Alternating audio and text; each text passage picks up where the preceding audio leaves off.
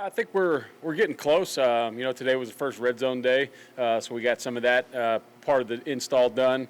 Most of the base install is in now, just fine tuning things, getting some young guys a lot of reps. Obviously, the older guys, especially those 6-year guys, have come back and they've had a lot of experience with us, with the system. But it's important to get those young guys some reps. And I think the way that we've got practice structured, those guys are getting a lot of work. And I also want to see some guys with different groups, moving some of the ones around and the twos around, and just seeing how guys work together. But we're getting there. We're about where we should be at this point in spring ball. How unique is that challenge when you have kind of your established ones, but they have the experience, maybe they don't need the reps as much? Is that, I guess, a different sort of challenge than you typically have in the spring like this? Yeah, you guys have watched us. We won 3 games last year, so everybody needs reps. But there's guys that need to play with the ones because they're an ankle away from being a one. So that's the challenge. Just getting the guys. Right now I feel like we got the right guys on the bus. Now it's just figuring out what seat they need to get in. So we're changing those groups up. It's been really good to see a lot of young guys get a lot of reps, especially those guys in the back end. Those older guys don't care if they play with the ones or twos. They just love to play football. That's why they came back. So they understand why people are going with different groups. But I think it's just finding that good mesh of who's supposed to be where, and then who's the next guys we can count on if something happens. Are there a couple of guys you can think of who maybe because there was no spring ball last year kind of got lost in the shuffle? You guys didn't have a chance to see what they could do, reps, and maybe are showing out more this year? Yeah, I don't know if not getting a chance to see what they could do, but I mean, there's guys out there like one guy like Feldarius Payne comes to mind, right? He comes in. He has a shoulder deal, so he doesn't get a good strength conditioning session. Then spring ball gets canceled on him.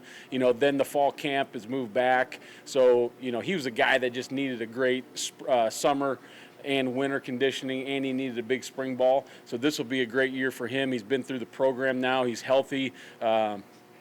He's been in the weight room. He's got a lot of reps this spring. So guys like that, and there's other ones, at that position. Obviously, Blaze Gunnarsson and some of those guys that were injured, and Jamari Butler, seeing some of these DBs, the young guys play, and some of the defensive linemen. But there's a lot of guys that just, they didn't benefit from no spring ball, no winter conditioning because of injuries and those types of things. You get a pretty consistent rotation up front on the defensive line by the end of last year. You get DeAndre back. Among the guys sort of behind that group, do you think you can add more to that and be comfortable with the number of players? Yeah, there's just, it's just going to be how many reps can go around right now, but I feel really good. Coach Tuiotti's done a good job with that group. Obviously, we all know, Ben's out, like Coach said, but he came on really strong at the end of the year. Ty Robinson, Casey Rogers, Damian Daniels are all playing well. Mosai Newsome, there's a ton of guys. DeAndre's playing well this spring. He's back. You got the young guys, Nash and Ruquan, and there's a lot of guys. Colton Feast is a guy, that walked on from Utah, Nebraska, that's done an unbelievable job for us. So that group is getting a lot of depth. Now it's just trying to find the happy medium of how many reps to give out. Once we line up for real, how many do you take away from those starters or those next guys in, and just getting the rotation. But I think when you're playing defensive line, in order to play really good football, you need to be fresh. And so the more guys that we have that we can count on, the better that the ones are going to be, and then the better the twos are going to be. Where would Jordan Riley be in that? Yeah, Jordan Riley's a guy that I didn't mention. He's right there. I mean, he's getting reps with the ones and twos right now. Like I said, that group's just so deep. It's there's a lot of guys to remember their names, but Jordan's doing a really nice job, and he's been playing up with the ones and twos and rotating in with those guys as well. So, as you guys can see, there's just a lot of guys to get a lot of reps to. Newsome's a guy that maybe is blowing a little bit under the radar in the defensive backfield, but he played right away as a freshman and all that. Where have you seen his growth, I guess, over his time here, and how intense is that cornerback competition? Yeah, that cornerback competition, not that anybody has a job, nobody's got a job yet, but Cams play a lot of football. That other job is going to be an interesting one to see. Quentin, he's played reps. He's taken reps in the game. Now he's just got to go up and he's got to take that job. Someone's got to take that job. That job's not going to be given away because of competition. There's been, years past where some jobs have kind of been given away just by, matter of there wasn't a lot there, or you were the oldest guy and there's a bunch of freshmen in the room. That job's not going to be given away. Somebody's going to have to take it. So, you guys got Q, you got Braxton Clark, you got Nadab Joseph. You got a lot of guys all in there fighting for another job. There's a bunch of guys in that secondary that were hurt all or part of last year. Do you sense sort of a spirit in that group with a bunch of those guys back and helping out this spring? Yeah, another big piece of that is the guys like Deontay and Markel and Cam just pushing those younger guys. They're not letting those guys slide right now. If they do something wrong or they don't give effort or they don't like what they see, they're letting them know about it. So it's been really good to have those three back there kind of patrolling things for us. How else have you seen Cam up in particular, up his leadership, his level of play this offseason? Yeah, well, Cam, he came back because he wants to prove to the world and the Big Ten that, he belongs with the elite corners. And part of that with him was just getting that piece that you're talking about, Mitch. It was just, you have to lead now. If you're going to be one of the best players on the team, you have to be willing to lead. When your best players are also your best leaders, that's when things really start happening. So he's not afraid to use his voice now. He does it in the right way. He starts with the DB room, which is what he should do, and it kind of spreads to the team. The other thing that he brings is he brings a lot of energy. He's like an Energizer Bunny out there. Special teams drills, defensive stuff. He brings a lot of energy to the practice. So when he's out there, everything's better. Has JoJo, he's been limited this spring, right? Yep, JoJo's been limited. He's been banged up a little bit, but hopefully we'll get him back full here for the last couple weeks of practice. You mentioned Nadab Joseph. I know Travis Fisher was kind of excited about how dialed in he was going into the spring. Do you see some of that, I guess, freak athleticism that sort of made him a big-time recruit, and how's he been stacking up? Yeah, I mean, obviously the things he can do with his body are pretty special. The talent he has is special. The length and the size and the speed he has. For him, it was just getting 100% dialed in on not only football but in school and just his day-to-day life. And he's done a really good job of doing those things. I see him up in the office all the time. He's wanting to watch film. He's wanting to learn. But just getting him to know, how do I align, how do I assign, and then go execute. If he can do that, I think the potential is unlimited. Potential is a scary word, but I think there's a lot of potential there.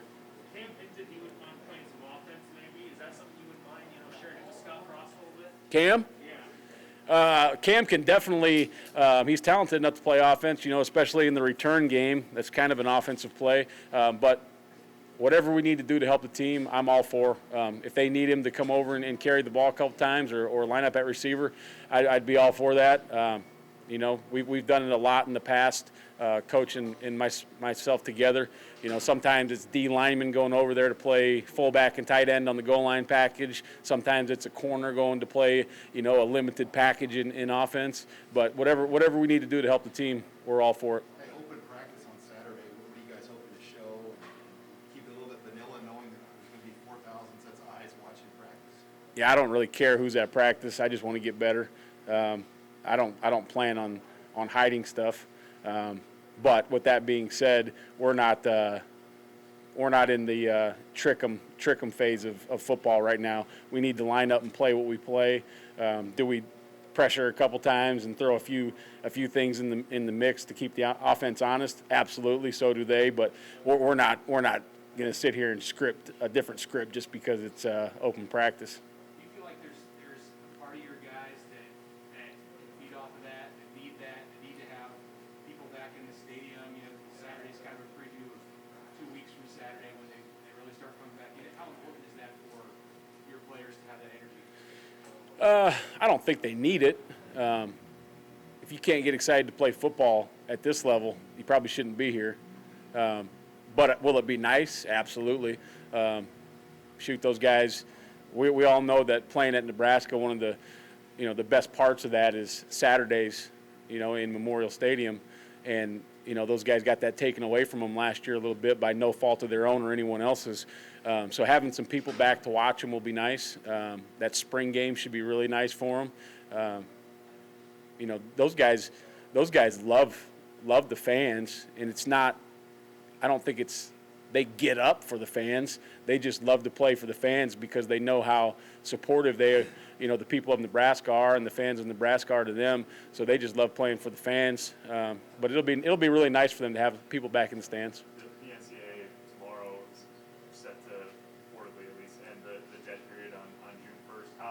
It's obviously critical for kids to be able to look at campus, but how important is it for you to be able to actually meet some of these guys, get eyes on them, have them potentially in camps and all of that? Yeah, I think that's that's going to be big. I mean, there's the big trust factor right now. Obviously, high school coaches trusting us and us trusting high school coaches. It's important to see, is a guy really 6'5", or is he going to walk in here and be 6'1"? But also just trying to find out what that guy's all about, and can you do it over the phone and Zoom to some degree, but I don't know if you'll ever really figure out what somebody's all about until you shake their hand and put your eyes on them and get a chance to talk with them in person. So I think it's really important for us to get guys to campus. Not only that, but the best thing that Nebraska has to offer is the University of Nebraska and the city of Lincoln. So in order for us to get guys here and show them what this place is all about, that's only going to up the ante in recruiting. Hey, did you have anybody right here that enrolled early that didn't visit before they committed? That didn't visit and enrolled early. I'm trying to think who's here. Ruquan's here. Ruquan visited. Randolph Kapai visited. Seth Malcolm visited. I don't think we have anyone on defense that didn't visit. That's coming early. So kind of waiting to kind of see some of those guys because they can't even come up here until. Yeah, no, there's a couple guys coming in May, that didn't visit. Like Wyndon Huhuli from Hawaii, he never visited. So we've never really met him in person. I know Coach Tony had, when he was a young guy, but he hasn't been on campus, and so there's some coming, but I don't think there's any early enrollees right now. I have one more question. Your players seem to appreciate your ability to connect with them, and I think we've all kind of seen with guys coming back, and that there seems to be a bond. There seems to be sort of a thing on defense that's real. How do you try to connect with players from various disparate backgrounds? I mean, they're not all the same. Some of them are high-level recruits, some aren't. Some from big cities, some come from small towns. Do you have a method or approach you can use to try to connect with individual players? No, I don't think it matters where you're from or what your background is. My job is obviously we got to play good defense, we got to win football games, but a piece of college coaching that I love is developing kids into men. And obviously it's not all bubblegum and lollipops out there. Sometimes I lose it a little bit and have to get after people, but I think that those kids all understand that I love them. I love them dearly. I love them like they're my own. When you love somebody, sometimes they got to figure out what size shoes I'm wearing, and sometimes they need a hug. Sometimes they got to hear the truth. But I think they all know how much I love them. And I think that once they really understand how much you love them, that there's nothing you can't say to them, within reason, obviously, and they won't respond to. And then I think once they understand that you really do love them, they can come to you and talk to you about things other than football. And really, when they come and talk to me about football, that's okay. But when they come talk to you about things other than football, problems at home, problems with the girl, problems with whatever they may be having, that's when you know you're really connected with somebody. And like I said, I love the University of Nebraska, and I love these kids, and that will never change, and I think that they understand that. You're comfortable using that word love to them, too. Like, they've mentioned that's a word that you use frequently. Not your coach loves. Well, if you really love somebody, you should tell them. You know what I mean? And those kids need to hear it. Like you said, they all come from different backgrounds, and sometimes maybe nobody's told them that before, or not enough. And that's just not the way I'm built.